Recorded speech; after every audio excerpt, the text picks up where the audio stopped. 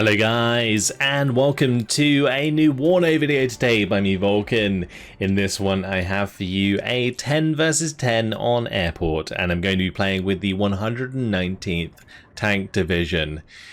I'm super excited to bring you this incredible 10v10 today, which really showed off the true strength of the 119th, as well as some awesome spectacles such as the use of artillery and multiple heavy tanks engaging each other later on. So make sure to strap in and get ready for this one as things get spicy early on with our opponents hitting our deployment road and doing a lot of damage. Multiple units going up in smoke as that hits perfectly. Someone's been using artillery a lot in 10v10s, that's for sure. But these BMPs going to be cooking off there. Look at that. Crazy. But my Motorstrauki, lucky enough to survive. The BMP that they came in got absolutely annihilated, but the Motorstrauki got out of there at least, and my Tunguska, I managed to fast move down the road to the left to avoid that as well. So we kind of came away from it relatively unscathed. My opponents maybe not, or my teammates, sorry, maybe not so much. I've got some artillery firing already. You might have noticed that I did deploy 6 Gvozdika at the start. These things sound absolutely awesome as they fire, and we're going to be able to watch them in pure, smooth FPS glory, as this is actually the first video that I'm going to be recording WARNO with using my RTX 4090, boys. Oh yeah. So from now on we're gonna have some beautiful smooth frame rates. So when I zoom into this artillery like so, oh, the transition is just seamless. Oh, it just makes the best use out of the Irish Zoom engine. Absolutely awesome. Anyway, Gvozdika now going to be firing at the M3A1 Bradley. This poor unsuspecting crew going to have multiple Gvozdika shells landing around it and on it shortly. The Gvozdika, they do have to land direct shots really in order to do damage against armored targets. They are much better used against targets such as like this Toad 2, for example, soft targets, smaller squads. You can really get some good value if you target those sorts of squads. But in this case, the Bradley just kind of sat there out in the open. It's quite a valuable target at 120 points, and Gvozdikas are 150 points. So if I can kill myself a few Bradleys, then I'm going to start getting value over time. But the next target is going to be the M57 CPC, and whilst it is outside of corrected shot, because this has less armor than the Bradley, it's more likely to die. So that's what we're going to be targeting next. Now, artillery in this game, it's actually pretty important to use corrected shot when you can. Recon units provide corrected shot, and that's what this white outline is. If you select an artillery unit, it will show you the corrected shot radius. So in this case, the Spetsnaz here providing it, the Spetsnaz up in the high-rise buildings over here as well. Unfortunately, in this case, as I mentioned, the M57 CPC is just outside of radio range, so my artillery not really accurate enough to get the kill, but what is accurate enough to get the kill is the bombing strike from the Su-24, which unfortunately gets ripped out of the sky by the PVADs, but the beautiful bombing strike landing on target and finishing the job. And my Gvozdika likely would have killed it by the amount of shells I had left, but we certainly sealed the deal with that bomber. T-80 BVK is getting smashed on our side as we both sides are trying to sort of contest the center here. Brittany trying to keep that in the sector so that we can test it. Unfortunately, the M577 CPC not the only leader that was contesting here, and also Buckeye Bill going to be moving in his Chieftain Mark 11. Let's have a look at that. Oh, beautiful. In its winter camo still. Leaders in this game do still have their winter camos, because they hadn't been repainted yet. At least that's kind of like the lore as to why they have those skins. But it is also a nice sort of excuse to have different skins between the tanks in the game, so I certainly approve. T80BVK actually just having to completely fall back. I would love to counter battery this artillery, but unfortunately the Gvozdyka actually kind of limited on range with only 14,000 range, which basically makes it so that I would have to be pretty much halfway up the map in order to fire at their artillery. Okay, meanwhile, Brigany trying to hold the line against multiple heavy tanks here, and you can see the heavy tanks already really starting to fill the center of this map, and this is one thing that makes Airport very, very awesome, is you get these huge heavy tank engagements in the center here. Buckeye with his Chieftain Mark 11, Challenger Mark 2, going to be pushing back the T80BVs. Meanwhile, in the center, you can see there is the M1A1 Abrams and the Bradley. Su-17 did come in there and managed to kill off the Chieftain Mark 11 Command, which was a very nice kill. But now I'm going to be bringing down my Gvozdyka on these tanks as they continue to engage. So there it is in the distance, once again firing away. T80UD also going to be engaging at range with its reflex missile. But HGM pretty effective at engaging heavy armor at long range because it does share the same penetration as its main gun. So 21 penetration. The other nice thing about the reflex HGM is it does cause quite a lot of cohesion loss. We're going to be making some decent use of those later on when I get my own T80UDs on the field. But for now, it's really up to me to try and find value out of the Gvozdyka, and so far we haven't been doing too well in terms of kills. So these Monostroki, they finally made it to the front. These were the ones that had their BMP destroyed. Seed there coming in from the F-16. It is going to get shot down. We can watch that go all the way into the houses there. Crazy stuff. Tunguska, lucky to be alive really, as that seed can target it if I don't turn off the 30, which I probably should have done.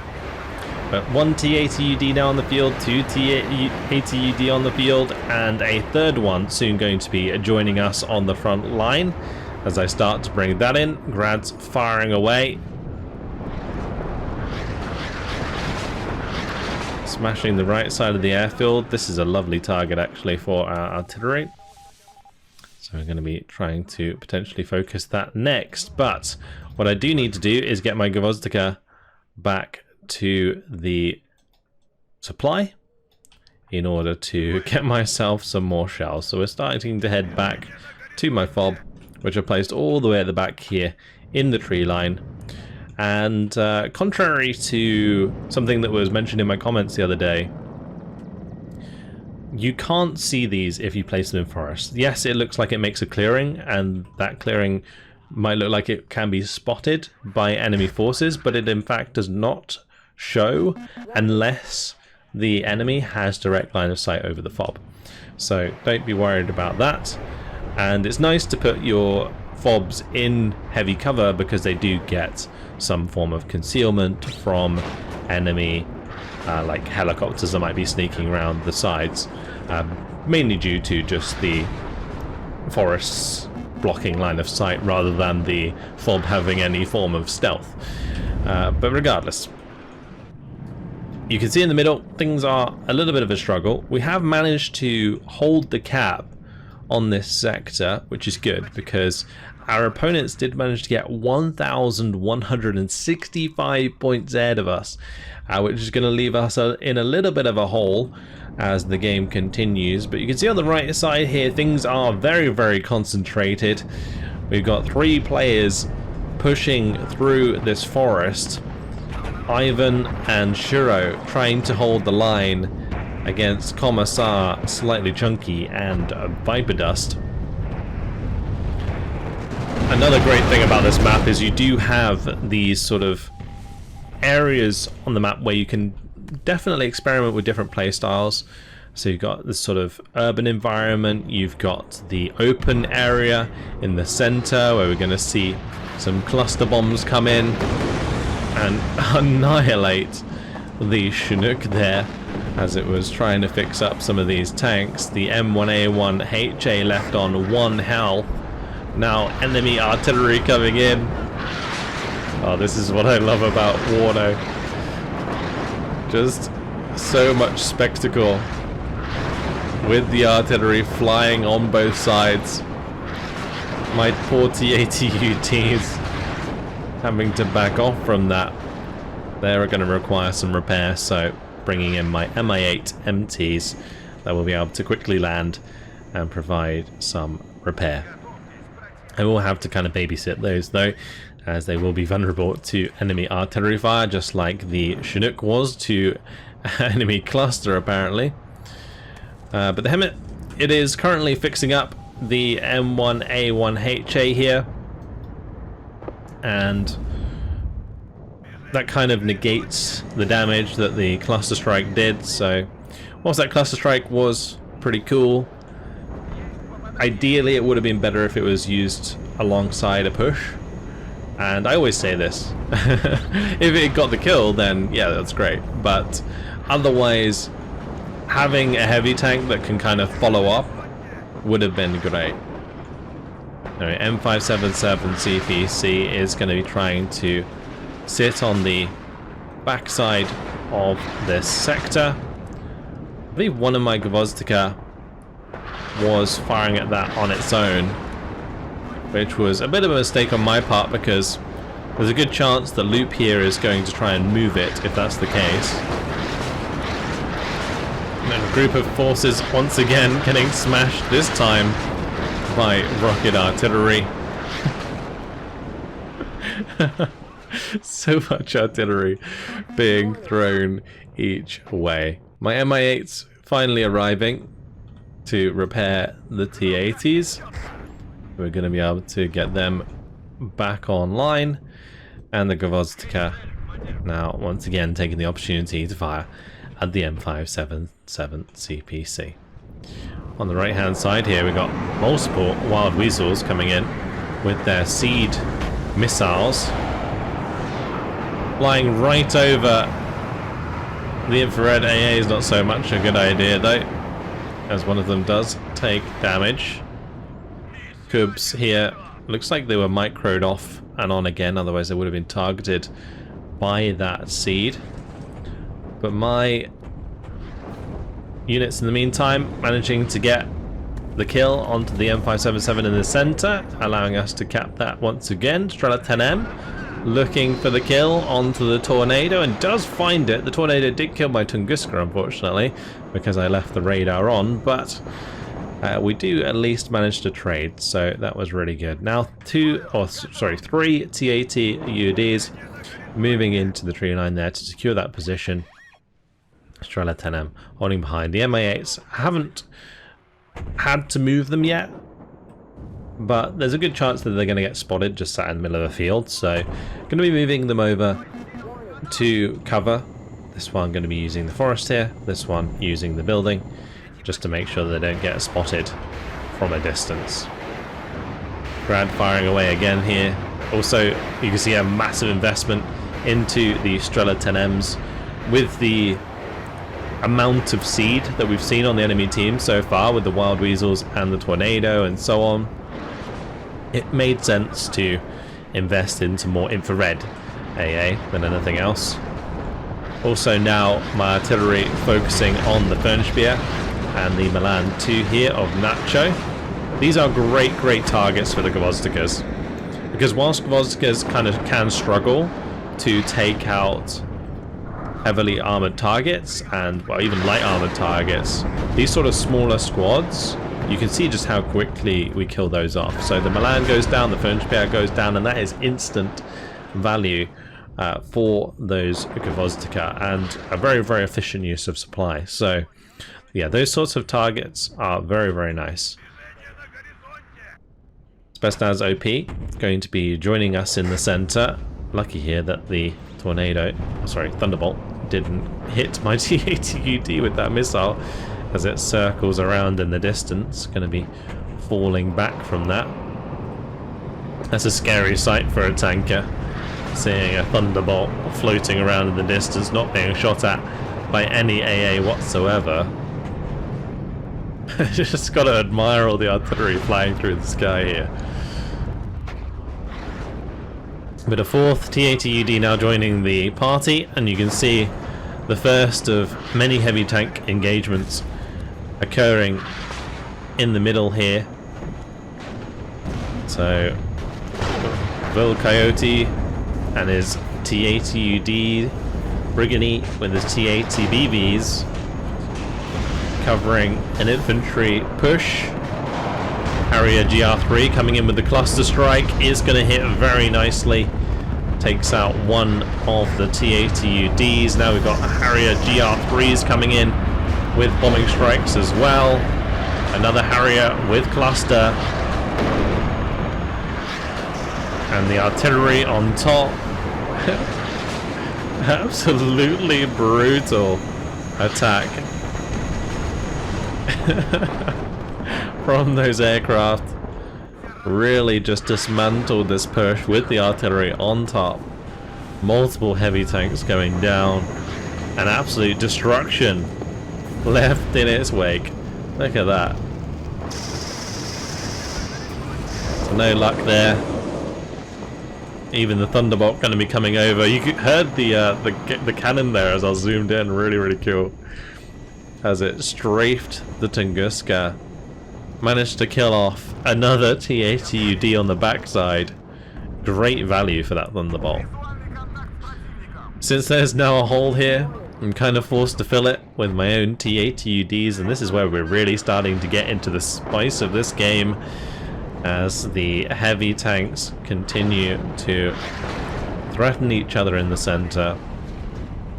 I am in a bit of a weird spot right now though, as I do have to deal with multiple HGMs, and you can see that I've kind of purposefully focused buildings that could be potential threats and places where I saw HGMs coming from previously with the Gavozdika, whilst the T-80UDs are trying to land shots onto the M1A1s. So these T-80UDs, they have 21 front armor. It is one front armor more than the M1A1, but the M1A1HA has 22 penetration, whereas the T-80UD only has 21. So you kind of balance out with engagements against the M1A1HAs. But you can see that I am purposefully focusing down individual tanks, and in this sort of engagement it works out really, really well, especially with that rocket artillery coming over on top. Very nicely timed by my teammate there. But we managed to pick off an M1A1HA and an M1A1 Abrams, which are both really good kills because it kind of makes up for the losses on our team. A little bit of a sort of... I don't know if this would necessarily be bad timing for Brigany, or whether or not it's actually good for him to push when I'm not pushing so that we can continue the pressure. But pushing together through here, I guess potentially would be better for us, especially as our opponent turns up with multiple Apaches here. That is 3 standard Apaches and an Apache with the extra Hellfire missiles. There's 2 Apaches with rockets there, so there's T-80BV on the front side.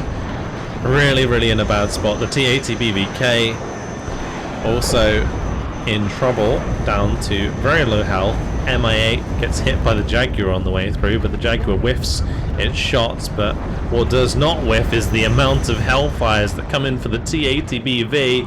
Now a cluster tornado coming in on top of that. Fortunately, only takes out a TO-55, but lots of units going to be taken out. My Strela 10Ms, I should have kept them close to Brigany's forces. I think he was somewhat reliant on those for his push. But we do manage to take out a Tornado IDS, and we only lose a Strela 10M to that. So, like, in terms of my own forces, I managed to trade, get back, do okay. Unfortunately for Briggany, his forces kind of got dismantled by the abundance of Hellfire missiles that flew his way.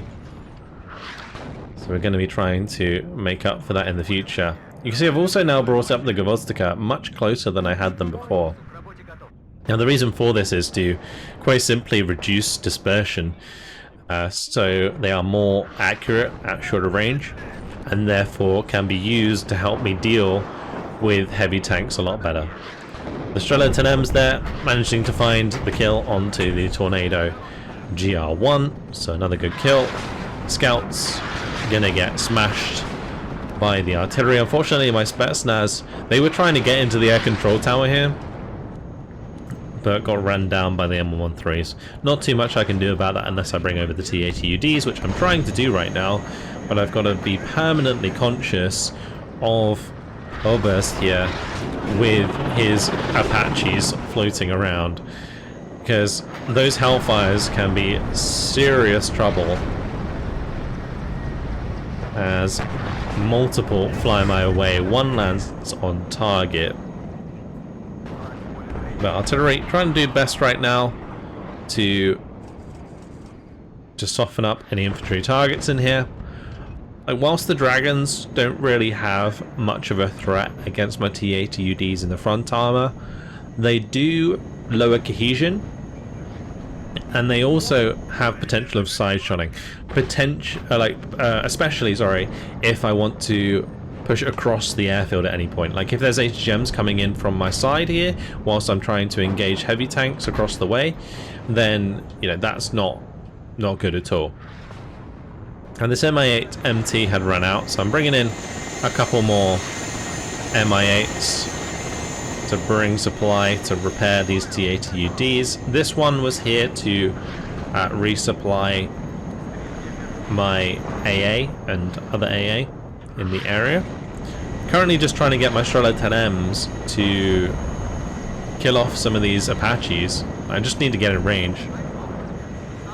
Now, nice Strela 10M from Fox here is able to kill off one Apache, so that was a good trade for his Strela 10M. Igler's also managing to get some shots on target. I was trying to fast move there towards the Apaches, but since he's already falling back, no point in putting them in a dangerous situation. The nice thing about these Strela 10Ms is they do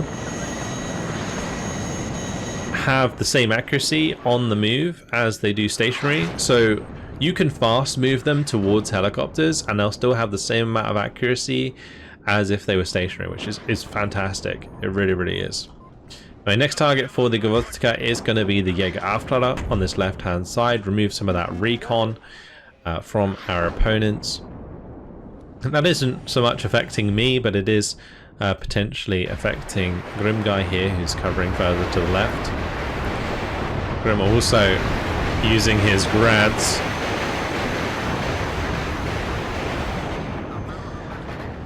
I previously showed off my use of grads, and it's always good to see them firing away, smashing the enemy there. Potential counter battery on target. Meanwhile, my Gvozdika hitting the Jägeraufklärer pretty well. Last volley there comes in, finishes them off. Meanwhile, trying to get some Motorrazvedka into position. And this poor Motorrazvedka told to unload in the exact place where artillery is currently falling. Not the smartest choice, but thankfully the recon there, or sorry, the artillery, the rockets, not able to land quite on target. But my artillery currently smashing the backside of the sector again, making sure we get that back. And in the airfield area, we're now making a play once again. So 5 T-80UDs followed up by 5 Strela 10Ms and a Tunguska. I'm ready for everything. We're ready for enemy aircraft, we're ready for enemy helicopters, we're ready for enemy heavy tanks. So my T-80UDs gonna start trying to chip away at some of these tanks M1A1 Abrams there on the right hand side. You can see had its cohesion lowered as the reflex hit it. This M1A1 also suffering quite badly. And you can see this is the benefit of the reflex on these Soviet tanks, is that they can provide some serious damage at range. I took out both the strikers early on. That was pretty important for me to do. I don't want them to just freely fire rated gems at me. But now the Challenger Mark II, low on cohesion. Artillery helps finish off the M1A1 Abrams over there. And this is another reason, as I mentioned before, why I brought them in at close range. But Chieftain Mark 11 goes down. Fuchs Milan taken out. These HGMs are really putting in work. And that's before we've even made any like substantial push forwards. It was really nice of VulcanHDGaming to have these MTLBs in position, because it does allow us to quickly top off our missiles and repair any chip damage that we've taken from maximum range engagements. And here comes the Thunderbolt to try and save the day. I of course still have 5 Strela M's ready and waiting in position.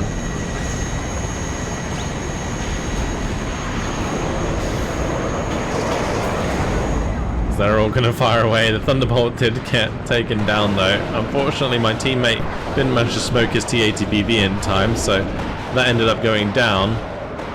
Buratino now firing away on the left hand side is really perfect for us, as it's going to remove the flanking capability of the Leopard 1A1s.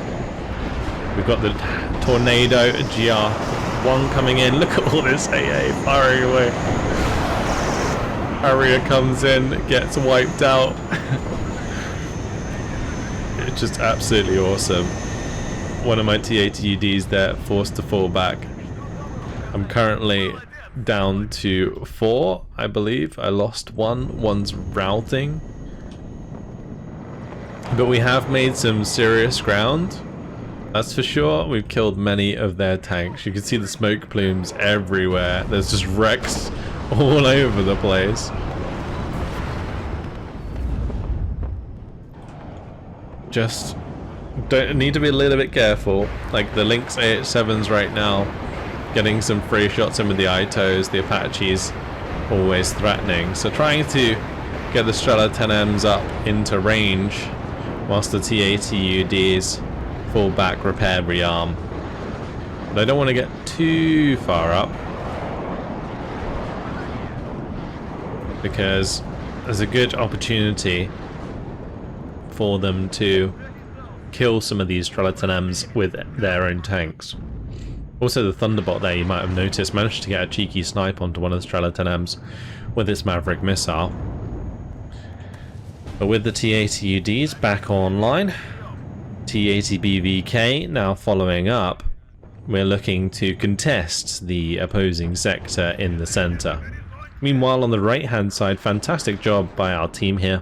The 3 players that were pushing through have managed to get a good foothold into this sector. Once they get a leader in there, that's going to be a nice +3 for our team, potentially a +6, because once the enemy loses it, it's going to completely flip over. So they will be losing their +3, and we'll be gaining our +3. So we'll get like a +6 lead on the scoreboard, which will be huge. And then if I manage to get my leader into the center, then we're going to be contesting that as well, and the score should rapidly start to go back in our favor. Tunguska trying at the moment to take down the Lynx AH7 and failing to do so. Enemy artillery is coming in, making things a little bit awkward for us. Rockets falling once again as we try to move in with our forces. My Strela 10Ms, I'm going to have to divert around that artillery because I need them to support these T-80UDs. Thankfully the Maverick of the Thunderbolt going to miss, and that's going to allow the T-80UDs to continue their engagement, and the T-80BVK is able to move into the sector here and pretty much full cap that because they didn't have their own leader in position anymore. So Motorvedka at the front is doing a good job at the moment. I was really worried here that the Tornado GR1 was just going to cluster all my units, and it almost did. The Strela 10Ms would have been the scarier target for it to kill, because if the Strela 10Ms go down, then we're even more vulnerable to the potential Apache attack once again, and more A10s and all that jazz. But the T-80UD is tanky enough to survive that cluster strike, and only lost one Strela 10M, so that was the best of a potentially really bad situation. You can see all the while my Gvozdyka firing away once again, chipping this M1IP very nicely. Jaguar GR1 coming in for the bombing strike. Not really hitting the best target there, unfortunately. But another M1 Abrams goes down, and these significantly weaker than the previous tanks we've been having to deal with in the M1A1HAs and Challenger Mark IIs. So now there's a leader in on this right hand side. You can see that we are at a +10 as we've also managed to capture India here. On the left hand side, team's doing a good job getting into this sector as well, so there's an opportunity to get a leader in there. Over time, the sort of cost efficiency and kill death has gone in our favor, particularly in this center engagement, even though at times it didn't necessarily look that way. And that's really helped us gain the momentum here, and we're starting to really sort of seal the deal, getting all these T-80UDs fixed up. This is so many tanks. Like, bear in mind these cost 350 points each, and I have 5 of them, plus 2 T-80 BVKs. This is just such a nuts amount of tanks. I've got 3 Strela 10Ms here. The Gvozdyka are still slamming away. We got the Mi-8Ts coming in. I've got another T-80U on the way as well, if it wasn't enough. We've got all of the support from our teammates as well. Grim Guy now using his T-80s here. It's like as soon as a tank shows itself, it's just getting swarmed by these HGMs. One thing I do have to be careful though in this attack move is that the T-80 BVKs, they don't have HGMs, so the T-80UDs will stop at a distance whilst the T-80 BVKs will not, which puts them in a more vulnerable position, which is obviously not a good thing for your leaders. But one thing that is nice about keeping the T-80 BVKs with my T-80UDs is they are providing extra veterancy, so all of these T-80UDs are benefiting from the extra accuracy and fire rate.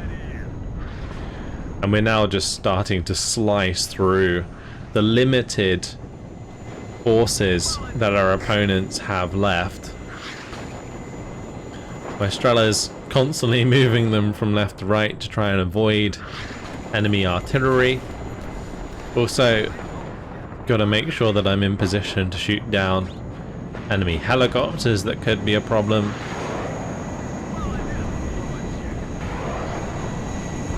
So Lynx 87 soon to go down. Supply helicopter being fired at. We got the Chieftain Mark 11 further back there.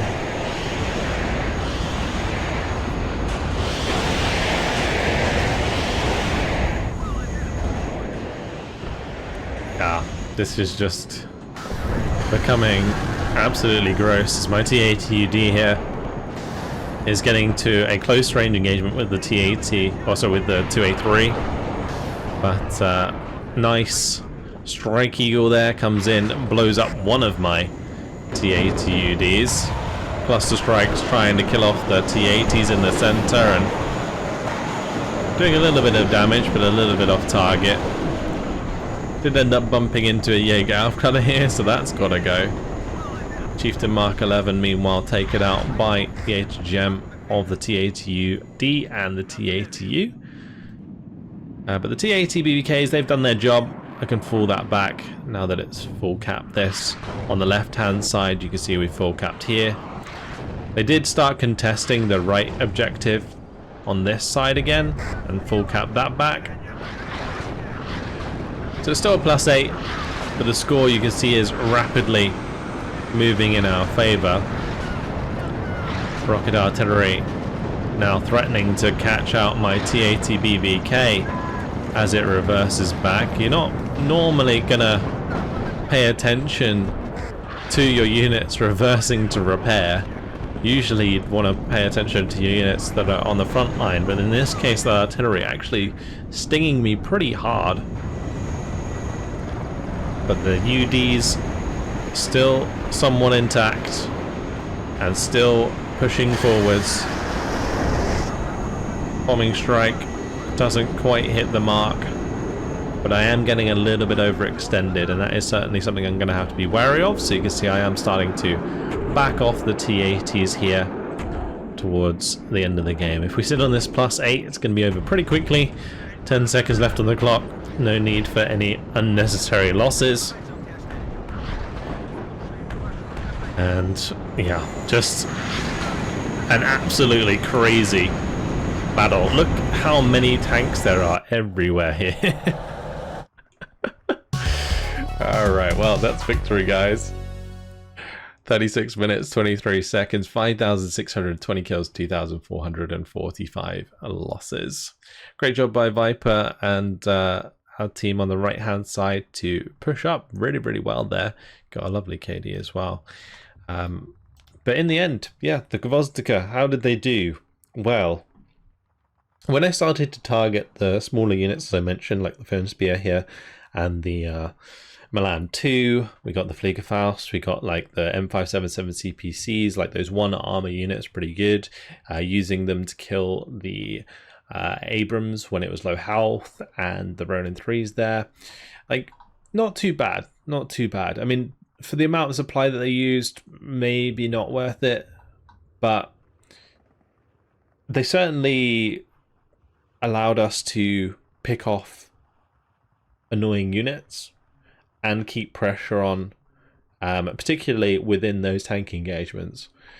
The T-80 UDs, though, of course, do incredibly well. The best tank that the Soviets have to offer in WARNO so far.